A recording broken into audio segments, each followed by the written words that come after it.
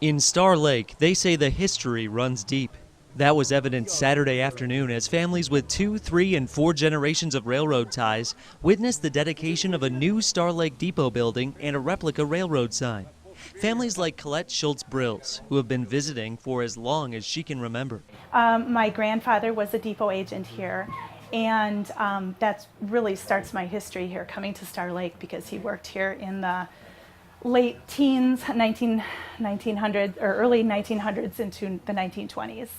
Claudia Murray has ties to the railroad too. Her grandfather worked at the old depot and bought a rail car to build a cottage around it.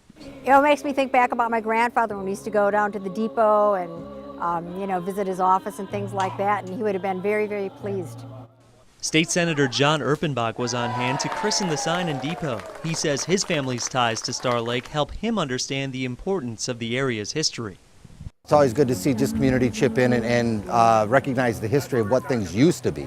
A lot of people don't know that a train came up here, whether it was logging and then at one point tourism, but overall, it's just always good whenever community stands up and recognizes its past. The past is something that residents of Star Lake hope to keep alive in the minds of generations to come.